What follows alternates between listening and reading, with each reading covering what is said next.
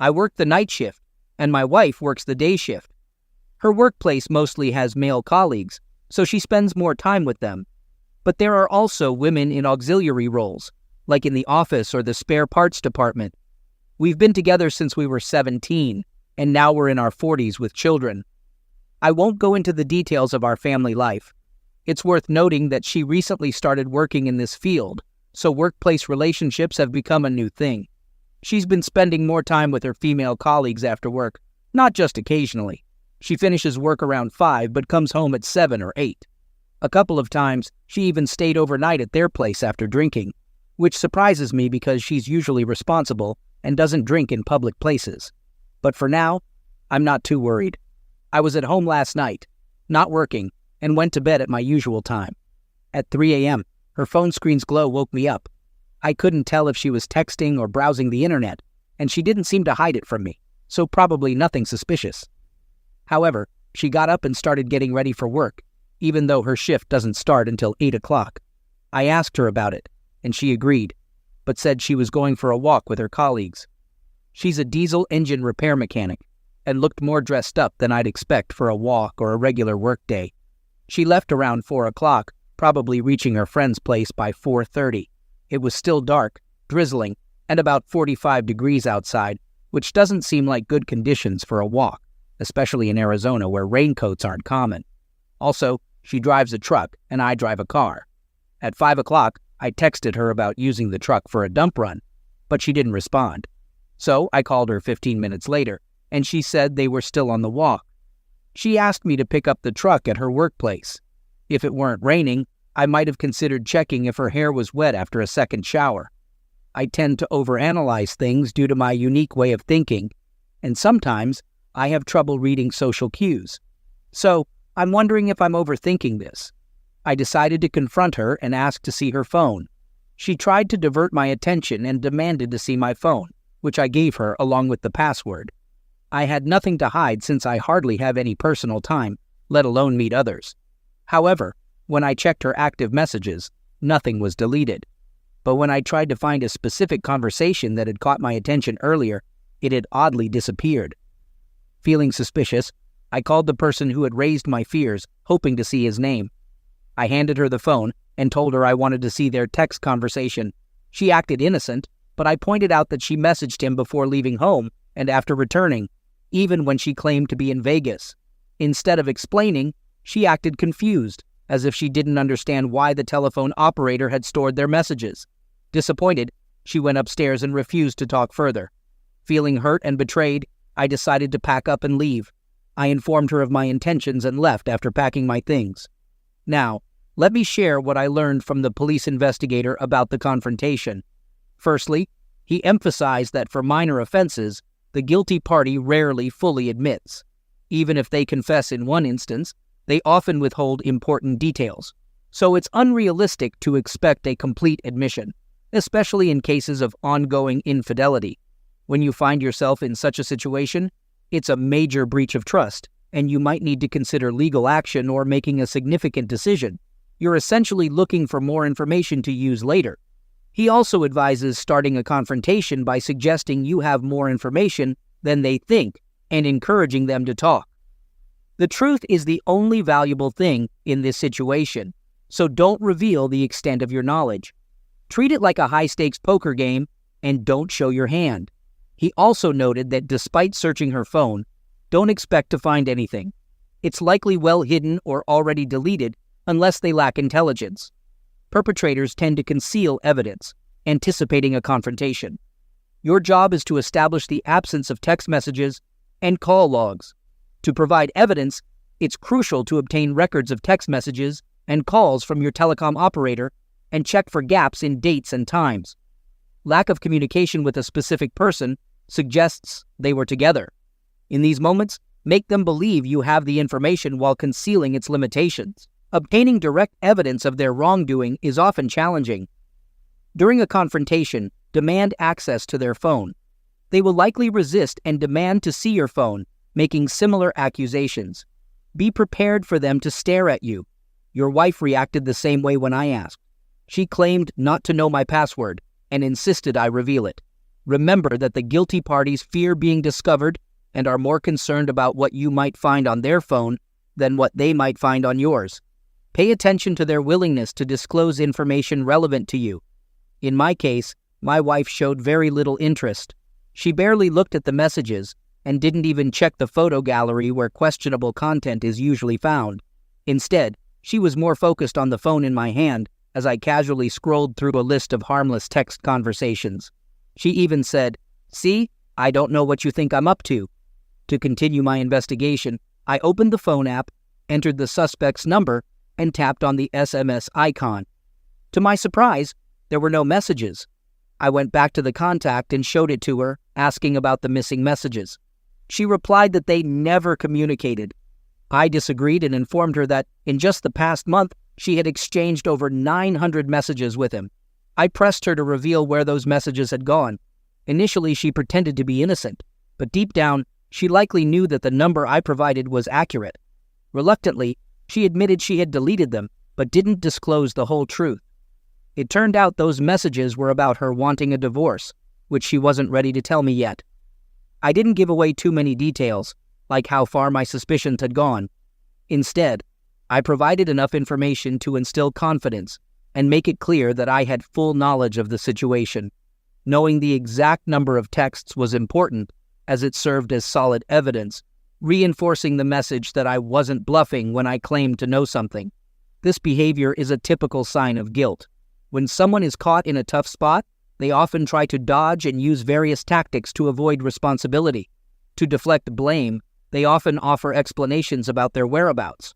However, it's crucial to closely scrutinize the information they provide. If their explanations are vague and seem forced, it's important to persistently seek more details. Many false explanations are created with little planning and can easily fall apart with further investigation. While they may provide some information about going to a bar with friends, it will likely lack specific details, such as a heated argument or who won a game of darts. Innocent spouses typically willingly share details of a pleasant evening with friends. Guilty ones, on the other hand, wonder why you're so interested in their activities. Remember, they're anticipating a confrontation and are already thinking about how an innocent person would act in this situation, crafting a plausible version. This idea applies even to drawing attention to themselves. When our oldest daughter had a conflict with my wife, she later told me, she had 2 reasons for this. First, she wanted to steer the conversation in the right direction in case our daughter turned to me. Secondly, culprits often think that by putting themselves at the center of attention, the focus will eventually fade. Looking back, I realized I made a mistake by not asking why our daughter came to that conclusion. I should have asked her to clarify what she said that led to that conclusion. Looking back, I should have taken the initiative and called my daughter myself. It's worth considering how an innocent spouse would respond when accused by someone else. They would likely be happy to provide unsolicited detailed explanations because they have a clear conscience. Now, let's think about how an innocent person would behave. They might be annoyed by a request to see their phone since they still expect some privacy, but in the end, they would hand over the phone without much resistance. In all likelihood, they'd be genuinely puzzled at first. Honest individuals don't try to mislead or deceive others. It's also important to note that the most convincing lies often contain elements of truth. In my wife's case, she claimed to have spent time alone in a tattoo parlor getting sketches. However, when she returned home, she didn't bring any sketches or take pictures of them. Moreover, she said very little about the experience and only showed me some design ideas from the internet.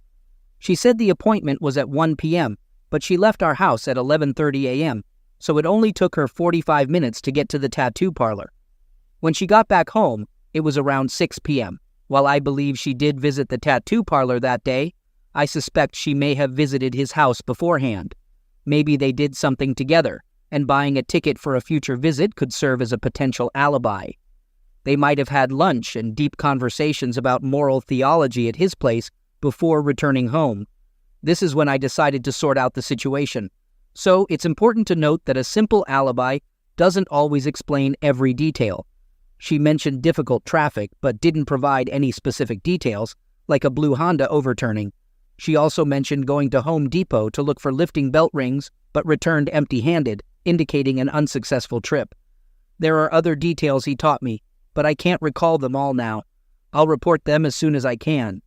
She continues to maintain a relationship with him, and it seems unlikely that things will work out between us. I've come to terms with the fact that my anger issues played a significant role in her distancing herself, but I'm actively working on improving myself and have made progress. Although she never admitted to cheating, I'm ready to forgive considering my part in this situation. She said our relationship has no hope, but she offered cohabitation for the sake of our children. I have concerns about the terms of cohabitation, as it appears to be a compromise driven by her hidden fears. In response, I offered her a divorce, if that's what she really wants. However, since she hasn't mentioned it, I take it as a clear sign that she doesn't want a divorce. There's a possibility she's starting to soften her stance. As evidence, we recently went out for dinner with the kids, and she was friendly. We even had a pleasant conversation, and she maintained eye contact. At that time, I genuinely thought that the walls around her heart were starting to thaw. But things took a different turn on the way back home. She made a subtle comment, seemingly to remind herself that she no longer loves me. People often say it's easy to walk away from a cheater, but when you share children, the pain of betrayal runs deep. The life I knew was closely tied to our shared existence. Those who believe I'm showing weakness can see themselves as victorious. However, this morning, I woke up to find her gone. I know where she is, even without knowing where he is. I know his address. I took some photos of her truck in his garage earlier, although I'm not quite sure why I felt the need to do that. Maybe it was to understand her emotional state. When I arrived at their place, I initially spotted only his car in the driveway. To my surprise, her car was nearby. Unaware of my presence, she texted me, asking if we needed any household supplies like garbage bags. I replied that we were out of groceries, and using the opportunity, I asked if she could buy cream for me. While pretending to be confident about her location, I didn't react at first. Soon, I noticed him driving his car out of the driveway, and her car was parked in reverse. It was clear they left together. I walked up to the door, intending to ring the bell, but got no response. In an attempt to initiate a conversation, I messaged her, asking if she had received the mentioned letter. She said she hadn't seen it, and I shared its contents with her. After that, she expressed willingness to discuss the matter. Later, when she texted me that she was at Costco, I immediately replied that I knew she wasn't there.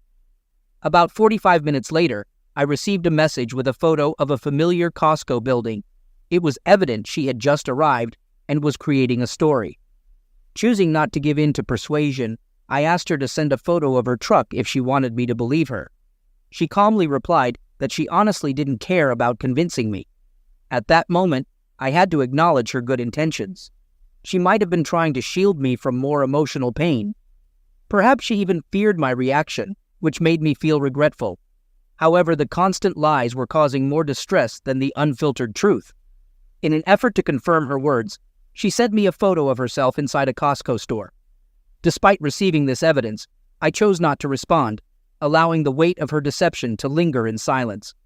I'm in a state of deep internal turmoil, contemplating those moments when, in fits of anger, I contemplated leaving her and our children. Though I'm determined not to repeat such behavior, I admit that I'm now at a point where I'm ready to explore a new path to extricate myself from this situation. Yesterday, I had a consultation with an attorney, and we discussed the current situation. Following my therapist's advice, I made a deliberate choice not to rush into decisions while my emotions are still running high. Instead, I opted to wait and carefully consider the available options. Currently, my soon-to-be ex-wife and I continue to live together for the sake of our children. It's not an easy arrangement, as I often feel financially burdened supporting the household while she's involved with another man. Adding to the complexity, she maintains a separate group chat with our kids, using it to share false information, like going out drinking with someone named Maria at 4 a.m. I realized she'd have to go to work soon, with just a few hours before her shift starts.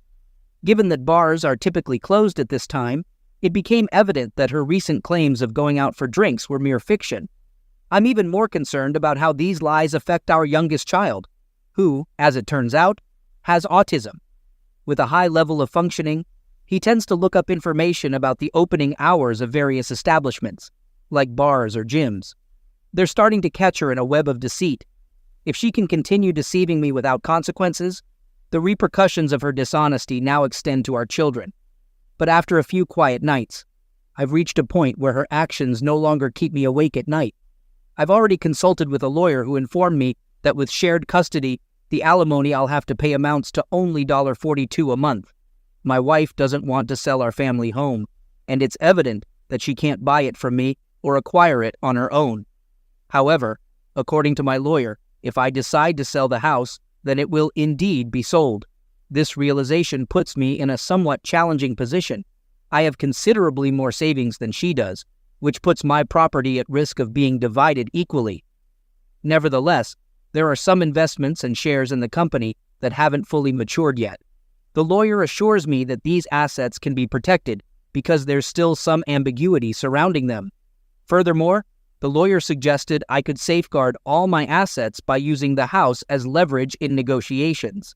If I decide to contribute only half of the house payments until our children reach adulthood in 5 years, I can negotiate an equal share of future assets. By using this as a trump card, I can preserve my savings. So the situation has effectively turned into a real estate transaction. On a personal level, I have to admit that I succumbed to the stress of sleep deprivation and overwhelming grief, which led me to attempt reconciliation with an unfaithful wife. I began begging her desperately, as a person lacking self-respect. About 2 weeks ago, I reached a breaking point and had to leave work early because I couldn't concentrate properly. At that moment, I hoped her car would still be parked outside the house, and that maybe a spark of affection for me would rekindle in her heart. Looking back, I now understand how crucial it is in such circumstances never to let myself appear as a fool. I tried to initiate a conversation with her, but my efforts were futile, and I couldn't help but feel pitiful. It seemed my pleas went unanswered. Sunday came and went, and I had no particular place to be. I informed her that I wouldn't be home until the workday started, giving her the opportunity to be with the kids while I was away.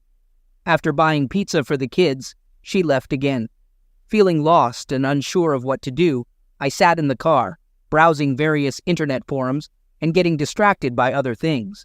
For reasons I can't entirely explain, I ended up downloading Tinder and setting up a profile. My initial intention wasn't to seek a chance encounter, so I mindlessly swiped left on all the profiles that caught my eye. However, I did strike up a conversation with one girl, though it didn't really pique my interest.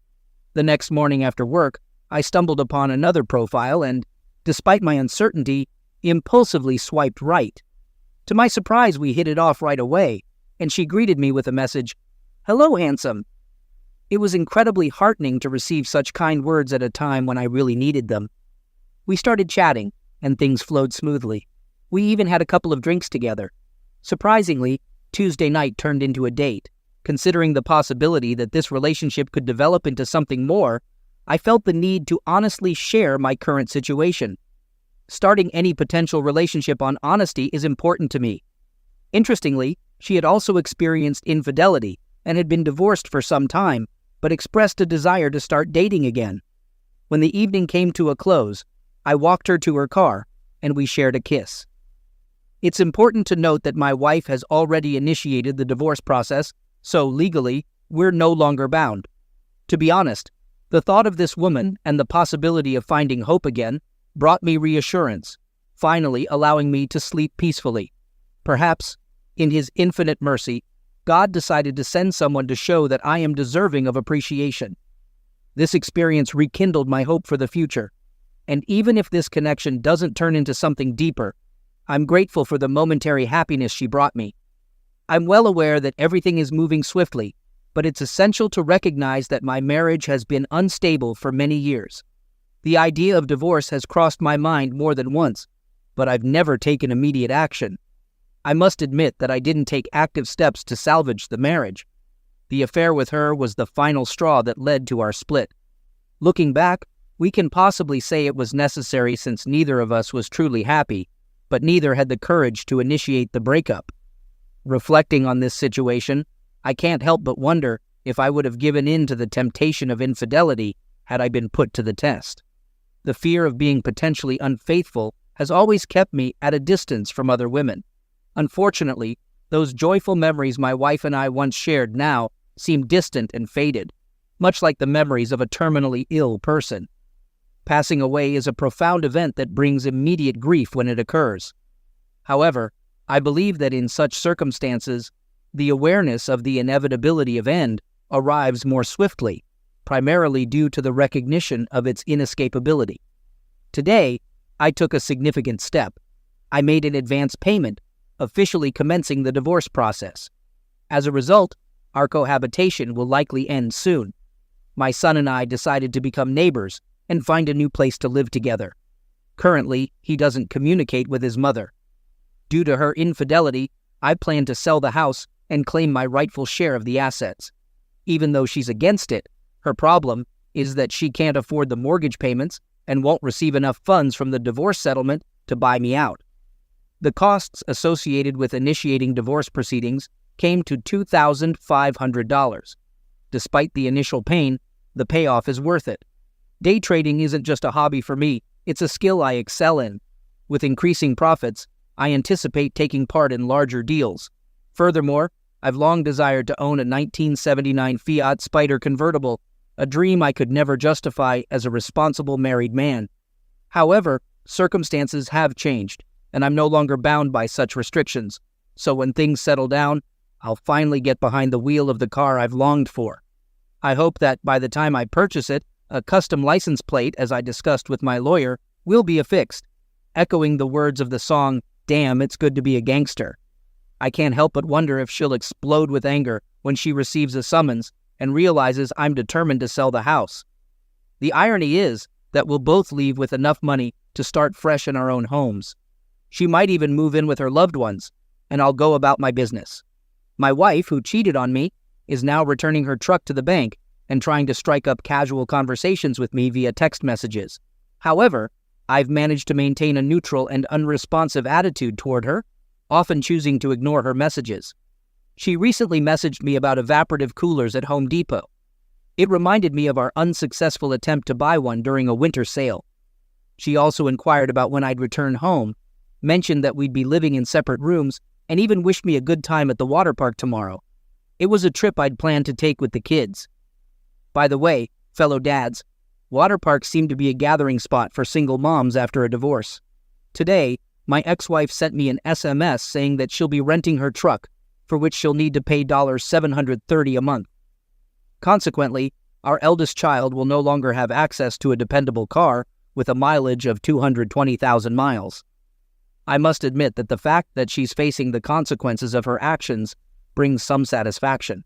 Furthermore, I had a lengthy conversation with my sister who shared information about the man my wife is currently involved with. I discovered that the man my wife is dating has 4 previous failed marriages.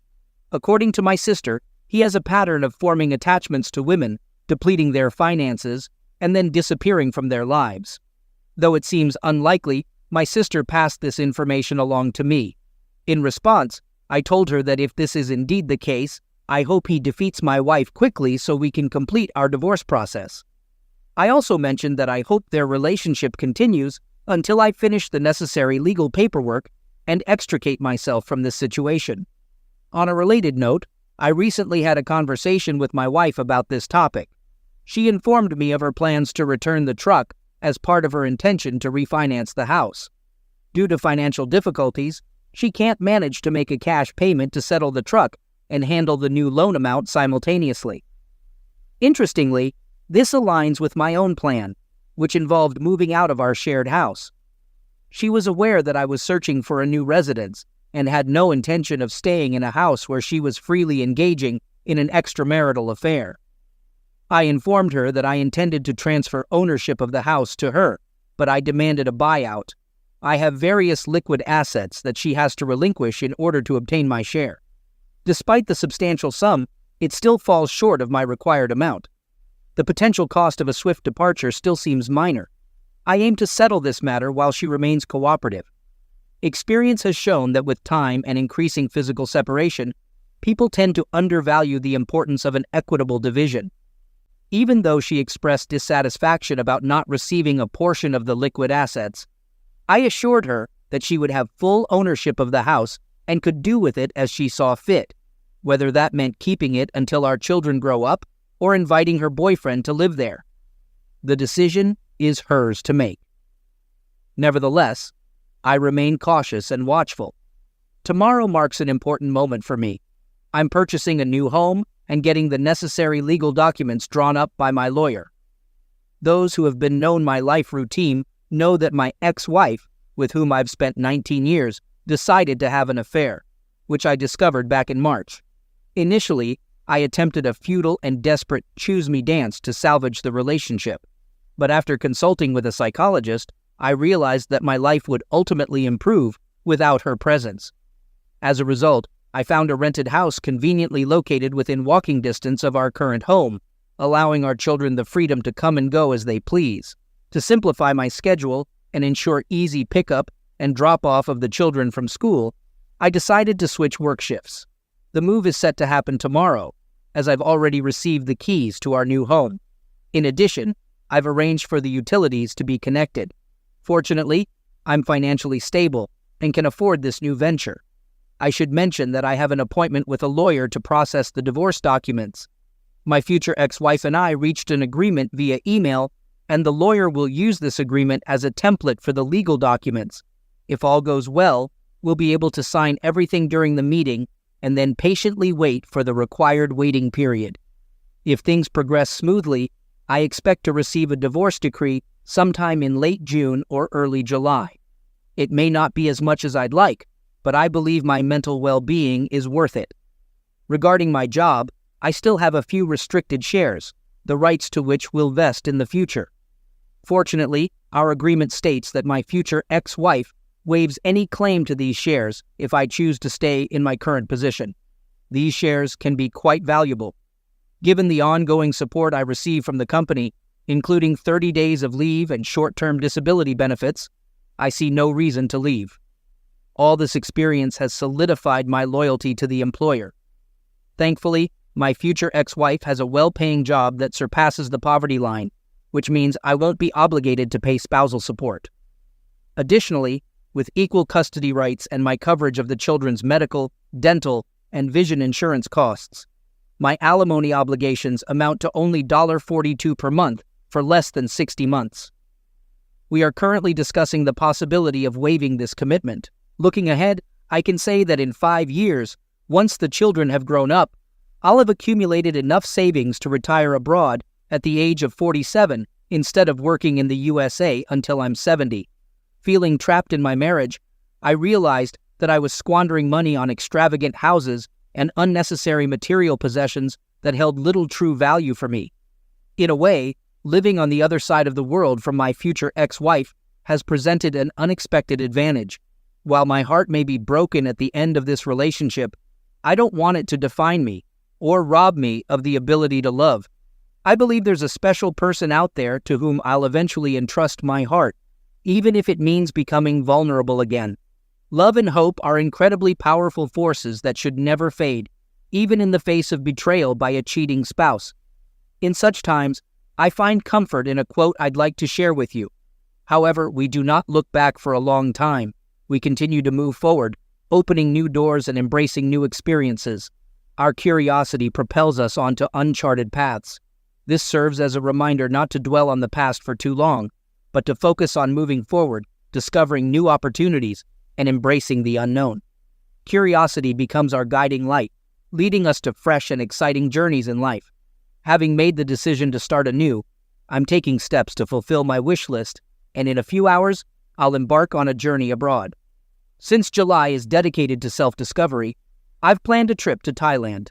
As I navigate the waters of singledom again, it's crucial for me to reconnect with forgotten aspects of myself. At this stage, I'm actively seeking new experiences and adding them to my ever-expanding list. When my soon-to-be ex-wife sends me a message, I respond at my own pace, sometimes taking several days while the divorce proceedings continue. I prioritize my own well-being and ensure the process is moving forward. Financial matters and property division have been successfully resolved. leaving only custody and alimony matters. My lawyer advised against accepting my future ex-wife's unreasonable proposal, which is unlikely to be approved by any judge. Instead, we made our own proposal. In my proposal, I emphasize that our children are now at an age where they can express their preferences regarding custody arrangements. I've also secured a residence within walking distance of my future ex-wife's home to make it convenient for the children to visit. It's worth noting that after I moved, she wasted no time in relocating her lover to a new residence. If this situation initially bothered me, I now find it somewhat comical, almost like a cliché. Regarding my trip, I must admit that someone else is joining me, a new girl. Interestingly, the cause of my sleepless nights is not the pain of my spouse's infidelity, but the 14-hour time difference. For those still facing difficulties, I offer a simple piece of advice. Don't give up. Despite the challenges we encounter, it's crucial to maintain momentum and keep moving forward. After a lengthy process, I'm pleased to announce that my divorce is officially finalized. In summary, I made the tough choice to leave my ex-wife after she began an affair, signaling her desire to end our marriage. Unfortunately, the outcome regarding custody and alimony was not as favorable as I'd hoped, but I was prepared for the ideal outcome to be more of a wish than a reality. Still, I managed to negotiate with her regarding the alimony payment. To secure a better future for our teenage boys, I convinced her to allocate half of the alimony toward their college savings. Considering our children are now teens, her suggestion that they spend weekends with us seemed reasonable, as they are almost adults and can make their own choices. With only a few significant events remaining, the custody agreement now requires my ex-spouse to handle the children's school transportation. However, this situation allowed me to secure a travel position at my job, which enables me to work overtime for about 15 hours a week and cover food expenses. Fortunately, this overtime doesn't affect the alimony calculation in our jurisdiction. Additionally, I made adjustments to my work insurance policy, excluding her from the participants, resulting in additional savings for me. It's possible that the insurance she receives at work may surpass what she gets in alimony. Furthermore, I recently learned about some health issues she's facing, including breast cysts, which further complicate her situation. The fact that she's dealing with potential health problems following her affair with another man might be seen as a form of poetic justice. I apologize if my words seem harsh, but I believe in speaking honestly. In light of recent events, I've taken measures to update my life insurance plan so she can't benefit from it. The other day, I encountered her personally while providing financial assistance for our child's medical needs. Surprisingly, this encounter didn't affect me emotionally. I'm moving forward, trying to live a positive life free from negative influences. My advice to those just starting on this challenging path is not to lose hope. Remember that there's light at the end of the tunnel and brighter days lie ahead. I must admit that in the initial stages, I acted disrespectfully, begging her to return and displaying a lack of confidence and composure. It even led to me taking temporary leave from work and facing other problems. However, I can confidently say that it's possible to survive. It may not be easy, but it's achievable. It seems like karma's wheels are beginning to turn. I've always believed that justice prevails and people tend to face the consequences of their actions. I recently learned that my ex-wife was terminated from her job, which ironically was at the same place where she first met her lover. This seems fitting, given her history of damaging previous marriages and engaging in inappropriate relationships with colleagues. Considering her past actions, it's possible the circumstances were viewed differently. Yes, it's true. She had 2 affairs, and it turns out her partner was also married. Later, I found out she was diagnosed with breast cancer and is now undergoing treatment. Having lost her job, she's barely making ends meet.